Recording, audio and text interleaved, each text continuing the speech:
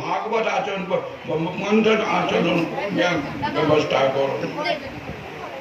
আজকে সনাতন প্রভু তার তিরোভাব তিথি যিনি বড় গোসাই ছিলেন তার তিরোভাব তিথি। আর আমাদের এইখানে যে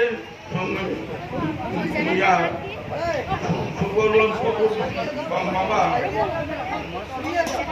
জগতের সুপ্রভু আজকে তার তিরোভাব তিথির উপলক্ষে সকলে আজ তিথিটা ভালো। এই তিথিতে তিনি গরু বৈষ্ণব ভগবানের চরণে তিনি সেবায় গেছেন। আমাদের সকলে এসেছেন মহারাজরা, তারা কিছু কিছু বলবেন, পরে আমি বলবো। এটাই গৌর প্রেমানন্দে।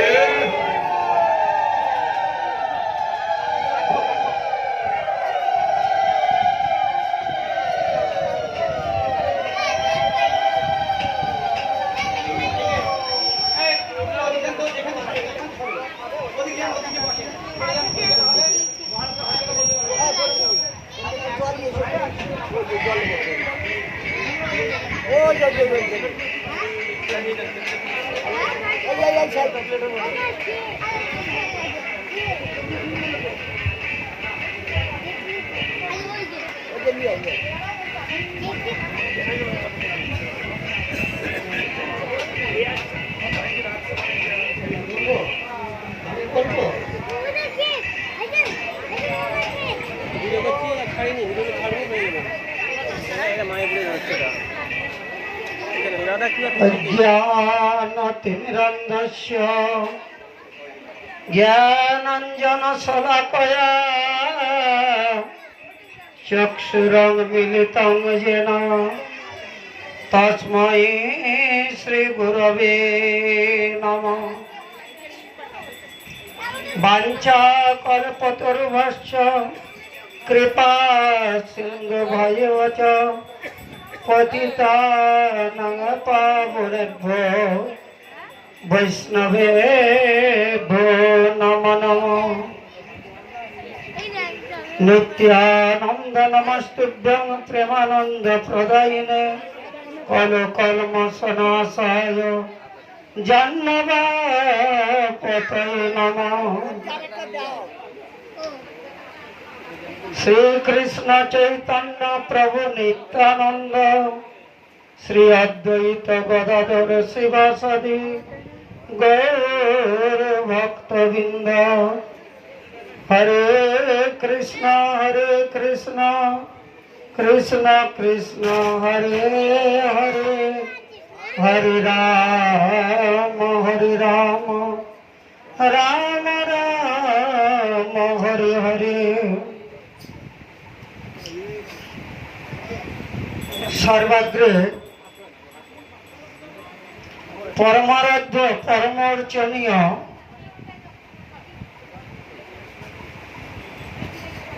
চিদবিলাস নিত্যলীলা প্রবিষ্ট পরমাংশ জগৎগুরু ওং বিষ্ণুপাদ অষ্টতর শত শ্রীমৎ ভক্তি সহিত অকিঞ্চন গোস্বামী গুরু মহারাজের শ্রী চরণ কমলে অনন্ত কোটি ষষ্ঠাঙ্গ দণ্ডবৎ প্রণাম জানিয়ে অহৈতুকী কৃপা ভিক্ষা করি তিনি নিত্য লীলার থেকে এই অধমের প্রতি কৃপা বর্ষণ করুন, তাহার অহৈতুকী চরণে সকাতর প্রার্থনা জানাই। তৎপশ্চাৎ মদীয় পরম গুরুপাদ পদ্ম গৌড়ীয় সংঘের প্রতিষ্ঠাতা দেশ বিদেশ গৌরবাণী প্রচারক প্রবর নিত্যলীলা প্রবিষ্ট পরমাংশ জগৎগুরু ওং বিষ্ণুপাদ অষ্টতর শত শ্রীমৎ ভক্তি সারঙ্গ গোস্বামী মহারাজের শ্রী চরণ কমলে অনন্ত কোটি ষষ্ঠাঙ্গ দণ্ডবৎ প্রণাম জানিয়ে অহৈতুকী কৃপা ভিক্ষা করি তিনি নিত্য লীলার থেকে এই অধমের প্রতি কৃপা বর্ষণ করুন, তাহার অহৈতুকী চরণে সকাতর প্রার্থনা জানাই। বিশ্বব্যাপী গৌড়ীয় মঠের মূল প্রতিষ্ঠাতা নিত্যলীলা প্রবিষ্ট পরমাংশ জগৎগুরু ওং বিষ্ণুপাদ অষ্টতর শত শ্রী শ্রীমৎ ভক্তি সিদ্ধান্ত সরস্বতী গোস্বামী ঠাকুর প্রভুপাদের শ্রী চরণ কমলে অনন্ত কোটি সাষ্টাঙ্গ দণ্ডবত প্রণাম জানিয়ে অহৈতুকী কৃপা ভিক্ষা করি তিনি নিত্যলীলা থেকে অদমের প্রতি কৃপা বর্ষণ করুন। বর্তমান গৌরীয় সংঘের আচার্য সভাপতি ত্রিদণ্ডী স্বামী শ্রী শ্রীমৎ ভক্তি প্রসাদ সাধু গোস্বামী মহারাজের শ্রী চরণ কমলে অনন্ত কোটি সাষ্টাঙ্গ দণ্ডবত প্রণাম জানিয়ে অহৈতুকী কৃপা ভিক্ষা করি। তৎপশ্চাৎ অনন্য ত্রিদণ্ডী পাদগণ, ব্রহ্মচারীবৃন্দ, ভক্তমণ্ডলী, মাতৃমণ্ডলী, সদামগত শ্রী জগদীশ প্রভু এবং তার সুযোগ্য পুত্রগণ যথাক্রমে সুবল এবং প্রদীপ, নাম ভুলে গেলাম, জয়দেব, জয়দেব, এনাদের বিশেষ আগ্রহে যে ওনাদের ইচ্ছা যে আমার বাবার আজ তিথি, এই তিথিতে আমি গুরুদেবকে নিয়ে এসে এইখানে আমি ব্যাস পূজার, আজ যে ব্যাসদেবের আবির্ভাব তিথি, তো ব্যাসদেবকে তো আমরা আর এখানে পাচ্ছি না, এখানে আমাদের নিজেদের গুরুদেবকেই আমরা পূজা করে সেই হিসাবেই আমরা ব্যাস পূজা করে থাকি। যাই হোক, আজকে তিনি বিশেষ এই অনুষ্ঠানের আয়োজন করেছেন। ভগবত চরণে প্রার্থনা জানাই এই রকম ভাবে উত্তর ওনাদের ভক্তি বৃদ্ধি হোক এবং পিতৃচরণে এবং গুরুদেবের চরণে এই রকম ভক্তি লাভ হোক, এটাই প্রার্থনা জানাই। যাই হোক, আজকে হচ্ছে ব্যাসাবতার, শ্রী ব্যাসদেবের অবতার, তেনার আজ শুভ আবির্ভাব তিথি, ব্যাসদেবের শুভ আবির্ভাব তিথি। বশিষ্ঠের পুত্র হচ্ছে শতপুত্র ছিল, তার মধ্যে একজনেই পুত্র ছিল, তার নাম হচ্ছে শক্তি। সেই শক্তির পুত্র হচ্ছে পরাশর, আর পরাশরের পুত্র হচ্ছে এই ব্যাসদেব, আর ব্যাসদেবের পুত্র হচ্ছে সুখদেব গোস্বামী প্রভু। এইরকম পরম্পরা এসে যাচ্ছে। তো যাই হোক, সেই পরাশর ঋষি তিনি হচ্ছেন শক্তির পুত্র। তিনি যখন এক সময় নদী পারাপার হচ্ছিলেন, সেইখানে মৎস্যগন্ধা তার পিতার নাম হচ্ছে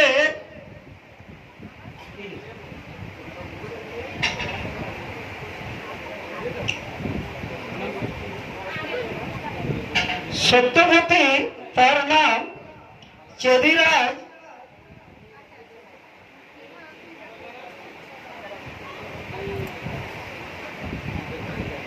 উপচর, চেদিরাজ উপচর তার পিতার নাম।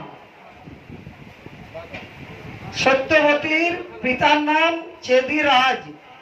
তিনি ধীবর কন্যা নয়, ধীবরের ঘরে প্রতিপালিত হয়েছেন। চেদিরাজ তিনি রাজকন্যা, তার গায়ে প্রচন্ড মৎস্যের গন্ধ ছিল বলে সেই জন্যে তাকে ওই ঘরের মধ্যে রাখে নাই, ধীবর রাজের ঘরেই তিনি প্রতিপালিত হয়েছেন। তো সেই মৎস্যগন্ধা, এবং তিনি যখন ওই ধীবর রাজের ঘরে প্রতিপালিত হয়েছেন, কিন্তু অপরূপ সুন্দরী ছিলেন, দেখতে অপরূপ সুন্দরী ছিলেন, যে তার তুলনা নাই। স্বর্গের অপ্সরাগণ যেই রকম, সেই রকম সুন্দরী ছিলেন। তো পরাশর ঋষি যখন ওই নদী পার হচ্ছিলেন, পার হতে হতে পরাশর ঋষি তিনি মনে মনে চিন্তা করলেন যে এই সময় যিনি সন্তান উৎপাদন হবে সে হবে মহাবুদ্ধিমান এবং মহা তেজস্বী। তিনি বেদকে রচনা করবেন, সেই জন্যেই তিনি সেই সময় ওই সত্যবতী অর্থাৎ তার এক নাম মৎস্যগন্ধা বা মানে শতযোজন তার গন্ধ ছিল বলে পরে হচ্ছিল মানে শতগন্ধ যোজনা, সুগন্ধ হয়েছিল পরে পদ্মগন্ধা। যাই হোক, সেই পরাশর ঋষি এইরকম চিন্তা করে যে এই সময় যদি একটা পুত্র হয়, সেই পুত্র খুব মেধাবী হবেন, তিনি জগৎজীবের মঙ্গলের জন্য ভাগবত রচনা করবেন। সেই জন্য তিনি ওই মৎস্যগন্ধার প্রতি আকৃষ্ট হয়ে তিনি তার গর্ভে একটি সন্তান উৎপাদন করলো। তিনি রাজি হন নাই, বলছে আমি তো কুমারী অবস্থায়, এই অবস্থায় সন্তান হলে লোকে নিন্দাবন্দা করবে। তারপরে এখন লোকারণ্য, দিনের বেলা, এখন এই সময় যদি এই রকম কার্য করা যায় তাহলে তো লোকে নিন্দা করবে। সেই জন্যে ব্যাসদেব বলে তুমি পরাশর ঋষি বললেন তুমি কোনো চিন্তা করবে না। তখন কুয়াশা ঘন ঘটা করলেন। কুয়াশা ঘন ঘটাতে কেউ কাউকে দেখতে পায়নি, এইরকম অবস্থা। আরো বললেন যে তুমি কোনো চিন্তা করো না, তোমার গায়ে যে মৎস্যগন্ধ আছে, শত যোজন পর্যন্ত এই মৎস্যের গন্ধ আছে, সেই গন্ধ তোমার দূরীভূত হয়ে তোমার গায়ে পদ্মগন্ধ হবে। শত যোজন পর্যন্ত তোমার গায়ের সৌরভ প্রকাশিত হবে, পদ্মের গন্ধের মতো সৌরভ প্রকাশিত হবে। তাই সেই সময় ওই দ্বীপের মধ্যে জন্মগ্রহণ করেছিল বলে দৈপায়ন নাম হলো দৈপায়ন, কৃষ্ণবর্ণ কায়, সেই জন্য কৃষ্ণ দৈপায়ন। বেদব্যাস, বেদব্যাস মানে বেদকে বিভাগ করেছিলেন বলে সেই জন্য তার এক নাম হলো বেদব্যাস। যাই হোক, এইভাবে তিনি, আর তারপরে আমাদের মতো ওনাদের জন্ম নয়, এই জন্য ভগবান বলেছেন জন্ম কর্ম চমে দিব্য ব্যক্তি তত্ত্বত তত্ত্বতম পুনর্জন্ম নয়তি মামিতি সহর্জুন। ভগবান বলছেন যে আমার যে জন্ম, আমার যে কর্ম এ লৌকিক নয়, এ অলৌকিক জন্ম। আমার এই জন্ম, আমার এই কর্ম যিনি অবগত হবেন তার মৃত্যুর পরে আর পুনরায় জন্মগ্রহণ করতে হবে না। পুনরপি জনন, পুনরপি মরণ, পুনরপি জননী জঠর শয়ন, এই বারবার ধরে জন্ম মৃত্যু চক্রে আর তাকে ভুগতে হবে না। সেই জন্য এই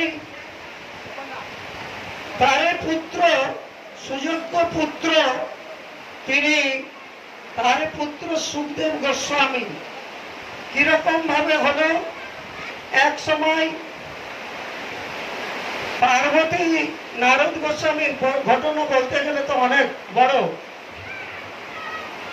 এক সময় নারদ গোস্বামী কৈলাসে গিয়েছিলেন, তো নারদ গোস্বামী দেবীকে বলছেন যে তোমাকে মহাদেব কিরকম ভালোবাসে। বলছে আমাকে এরকম ভালোবাসে সে বলার কথা নয়, সমস্ত তার অন্তরের কথা আমাকে সব বলে। সকলের কথা বলে, অন্তরের কথা। আচ্ছা, তোমার গলায় যে হাড়ের মুন্ডগুলো আছে ওইগুলি কার বলতে পারবে? বলছে না, তা তো জানি না। বলে তাহলে তুমি যে বলছো যে আমি সকলে, মহাদেব আমাকে সব অন্তরের কথা বলে, তোমার থেকেও যাকে আরো ভালোবাসতো সেই তার মুন্ডের মালা ও গলায় দিয়ে রেখেছে। এত ভালোবাসো বলে শিবজি মহারাজ তার মুন্ডগুলাকে গলায় পরে রেখেছে। দেবীর তো ক্রোধ হয়ে গেল। ক্রোধ হওয়ার পরে শিবজি মহারাজ যখন এসে দেখছে অত্যন্ত ক্রোধান্বিত, বলে কি হলো? বলে আর কি হলো, তুমি বলো যে আমার অন্তরের কথা সব আমি তোমাকে বলি, কিন্তু তোমার হাড়ে গলায় যে মুন্ডের মালাগুলো আছে সেগুলো তো তুমি বলো নাই। বলে দেবী এগুলা তোমারে? বলে না আমার। বলছে দেখো দেবী সত্য করে বলছি, এগুলা তোমারই যত মুন্ড, তুমি যতবার দেহ ত্যাগ করেছ, আমি তোমাকে এত ভালোবাসি বলে তোমার মুন্ডগুলোকে আমি মালা করে গলায় পরে রেখেছি। বলে ও বারবার ধরে আমি মরি আর তুমি মরো না? বলে আমি অমৃত কথা পান করেছি, অমৃত কথা পান করে আমি অমর হয়ে গেছি। বলে তাহলে আমাকে সেই অমৃত কথা পান করাও। বলে যেখানে সেখানে আমি অমৃত কথা বর্ণনা করব না। কারণ কোথায় গেলেন? অমর পর্বতের গুফায়, সেইখানে গেলেন। সেইখানে বলছে আমার একটা শর্ত থাকবে। বলে কি? বলে আমি যখন সেই অমর কথা বর্ণন করব, আপনারা তো হু দিচ্ছেন না। বলে হু দিতে হবে। বলে ঠিক আছে, যদি হু না দাও তাহলে আমি আর বর্ণন করব না। বলে ঠিক আছে আমি হু দিব। শিবজি মহারাজ তন্ময় হয়ে অমর পর্বতের গুফার মধ্যে তন্ময় হয়ে তিনি সেই ভগবানের কথা বর্ণন করছেন, ভাগবত কথা বর্ণন করছেন। কেন এই ভাগবত কথা কে জানে? বলছে অহংবর্তী সুখবর্তী ব্যাসবর্তী নবর্তী বা ভক্তা ভাগবত যোগ না বুদ্ধ না চটিকিয়া শিখয়া। শিবজি মহারাজ বলছে আমি জানি আর সুখদেব জানে। ব্যাসদেব রচনা করেছেন, তিনি মুখে বলে দিয়েছেন। বলে তিনিও জানেন বা না জানেন, সেটা ভক্তির দ্বারাই ভাগবত গ্রাহ্য হন, বুদ্ধি বা টিকার দ্বারাই জানা যায় না। তো শিবজি মহারাজ তন্ময় হয়ে হরি কথা বর্ণন করছেন, আর দেবী হু দিতে দিতে ঘুমিয়ে পড়েছে। বলে রাধে রাধে, জোর করে বলো। ঘুমিয়ে পড়েছে। এমন সময় সুখ পক্ষী সেইখানে, তার সুখ পক্ষী সেখানে একটা ডিম্ব ছিল, ডিম্ব থেকে প্রস্ফুটিত হয়ে গেছে। সেই সুখ পক্ষী দেখলো শিবজি মহারাজ তো সত্য আছে, পার্বতী দেবী হু না দিলে হরি কথা বলবে না, তাহলে তো আর ভাগবত কথা শোনা হবে না। তখন ওই তালে তালে তালে তালে সুখ পক্ষী ও হু হু করছেন। তারপরে দেবীর কিছুক্ষণ পরে যখন ঘুম ভেঙে গেছে, তখন বলছে তারপরে কি হলো? বলছে তারপরে মানে তাহলে শ্রবণ করো না? তাহলে কি তুমি ঘুমিয়ে গেছিলে? কে তাহলে এরকম হু দিল? দেখছে যে সুখ পক্ষী সঙ্গে সঙ্গে ত্রিশূল নিয়ে একবারে ধাওয়া করেছে।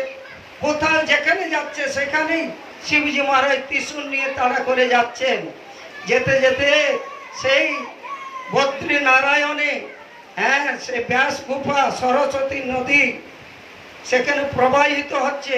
সেইখানে সরস্বতী নদী প্রবাহিত, সেই জলে ব্যাসদেবের স্ত্রী বিঠোবা দেবী তিনি স্নান করে চুল ঝাড়ছিলেন হা করে। মায়েরা যখন চুল ঝাড়ে হা করে, মুখ চুল ঝাড়ে না, সেই সুখ পক্ষী কোথাও না পালাতে পেরে প্রাণ ভয়ে ওই বিঠোবা দেবীর মুখের মধ্যে প্রবেশ করলেন। প্রবেশ করে পেটের মধ্যে রয়ে গেলেন। ওই সুখদেব রূপে জন্মগ্রহণ করেছিলেন।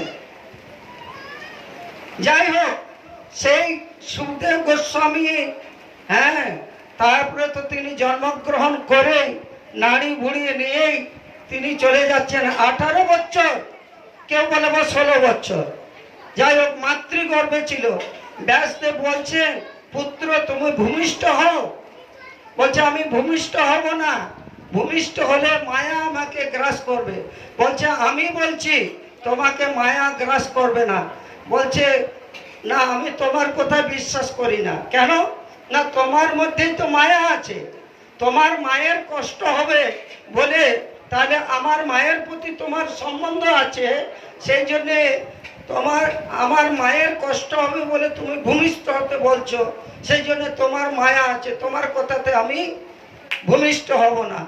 যদি যিনি মায়াধীশ সেই ভগবান তিনি যদি বলেন তবে আমি ভূমিষ্ঠ হব, তখন আবার সেই ব্যাসদেব আবার ভগবানের আরাধনা করলেন। ভগবান প্রকাশিত হয়ে তখন সুখদেব গোস্বামীকে বললেন, পুত্র তুমি ভূমিষ্ঠ হও, আমি বলছি তোমাকে মায়া স্পর্শ করবে না। তো তখনই জন্মগ্রহণ করে আর নাড়ি বুড়ি নিয়েই চলে যাচ্ছে রাস্তায়।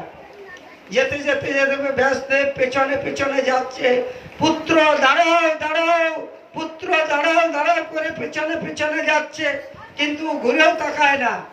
সেইখানে ওই সরস্বতী নদীতে স্বর্গের অপ্সরাগণ স্নান করছিলেন, কিন্তু 16 বছরের যুবক ছেলে সুখদেব গোস্বামী বিবস্ত্র, বস্ত্র শস্ত্র কোনো নাই, সেই অবস্থায় তিনি চলে গেলেন। হ্যাঁ, যদি মহারাজ যেতে চান যেতে পারে।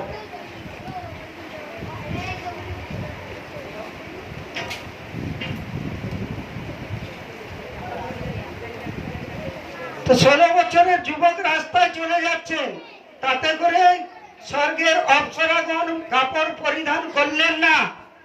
তারপর যখন ব্যাসদেব যখন যাচ্ছেন, হ্যাঁ পুত্র দাঁড়াও দাঁড়াও দাঁড়াও করে ব্যাসদেবকে দেখে তখন তারা বস্ত্র পরিধান করলেন। তখন ব্যাসদেব বললেন যে মা, তোমাদের আমার একটা প্রশ্ন আছে। বলে কি প্রশ্ন? বলে আমার 16 বছরের যুবক এই রাস্তা দিয়ে পেরিয়ে গেল, তাতে তোমরা বস্ত্র পরিধান করলে না, আর আমি বৃদ্ধ, চুল পেকে গেছে, দৃষ্টিশক্তি কম হয়ে গেছে, তো আমাকে দেখে তোমরা বস্ত্র পরিধান করলে। বলে তোমার যে পুত্র, তার মধ্যে কোনো মায়া নাই, তিনি কে পুরুষ কে নারী তার এই জ্ঞান পর্যন্ত নাই, সেই জন্য তাকে দেখে আমাদের লজ্জা হয়নি। কিন্তু তোমার মধ্যে কে পুরুষ কে নারী এটা ভেদ বুদ্ধি আছে, সেই জন্য আমরা বস্ত্র পরিধান করলাম। যাই হোক, তিনি তখন শ্লোক শিখিয়ে দিয়েছিলেন। সেই শ্লোক কাঠুরিয়া তার শিষ্য দুজনকে সেই শ্লোক শ্রবণ করে, ওই সুখদেব গোস্বামী শ্রবণ করে বলে, এই শ্লোক তোমরা কোথায় পেলেন? বলে আমাদের গুরুদেবের কাছে পেয়েছি। বলে তোমার গুরুদেবকে? বলে আসো তাহলে আমার নিয়ে যাচ্ছি। তখন তার গুরুদেব অর্থাৎ ব্যাসদেবের কাছে নিয়ে গেলেন। ব্যাসদেবের কাছে নিয়ে যেতেই তখন দেখলো এ তো আমার পিতা। তখন তাকে ভাগবত বললেন, কৃপা করে আমাকে ভাগবত শিক্ষা দেন। বলে তোমাকে ভাগবত শিক্ষা দেওয়ার জন্যই তো আমি প্রস্তুত হয়ে আছি। তো সেই জন্য সেইখানে ভাগবত তিনি শিক্ষা দিয়েছিলেন সুখদেব গোস্বামীকে। সেই ভাগবত ব্রহ্ম সাবগ্রস্ত পরীক্ষিত মহারাজকে সুখদেব গোস্বামী শ্রবণ করিয়েছিলেন। অন্যান্য মহারাজগণ আছেন, তাদের মুখে হরিকথা শ্রবণ করব। আমি আর বেশি কথা সময় নিব না, এইখানে আমার বাণী বিশ্রাম দিচ্ছি। বাঞ্ছা কল্পতরুভ্যশ্চ কৃপা সিন্ধু ভাই ভচ পতিতানাং পাবনেভ্যো বৈষ্ণবেভ্যো নমো নমঃ। বলে হরে কৃষ্ণ। আরে অনেক দূর মায়াপুর, মায়াপুরে যায় নাই, আবার জোর করে বলুন হরে কৃষ্ণ হরে কৃষ্ণ কৃষ্ণ কৃষ্ণ হরে হরে হরে রাম হরে রাম রাম রাম হরে হরে। বলো সনাতন গোস্বামী প্রভু কি, আর সনাতন গোস্বামী তিরোধাম তিথি কি, তিরোধাম তিথি মহোৎসব কি। জয় বৈষ্ণব শ্রী কৃষ্ণ দ্বৈপায়ন বেদব্যাস প্রভু কি, জয় তার শুভ আবির্ভাব তিথি কি, জয় তিথি পূজা মহোৎসব কি, জয় ভুবন মঙ্গল হরিনাম সংকীর্তন কি। নিতাই গৌর প্রেমানন্দ।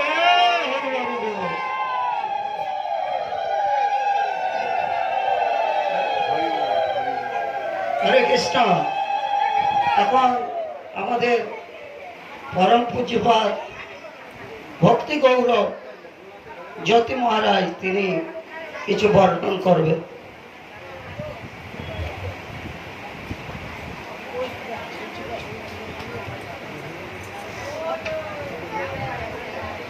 অজ্ঞানতিমিরন্ধস্য জ্ঞানাঞ্জনশলাকাং চক্ষুरुन्मिलितं येन तस्मै श्रीगुरवे ओम विष्णुपादाय कृष्णप्रेमाय भक्तिशालिनीं वंचा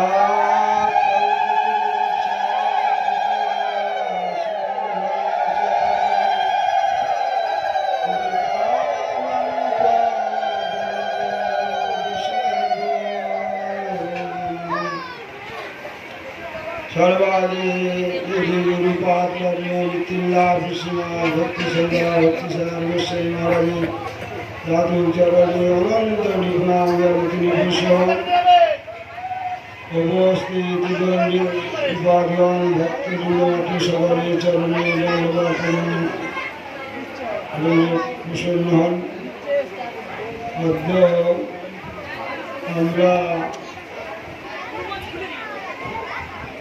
যে মহাপুরুষের উপলক্ষ করে আমরা এখানে উপস্থিত হয়েছি পরম পূজনশীলা ভক্তি প্রসাদ সাধু গোস্বামী মহারাজের রাতের চরণে অনন্তরী প্রণাম তিনি প্রসন্ন হন। চুপ করে বসুন, শুনুন। হ্যাঁ হ্যাঁ,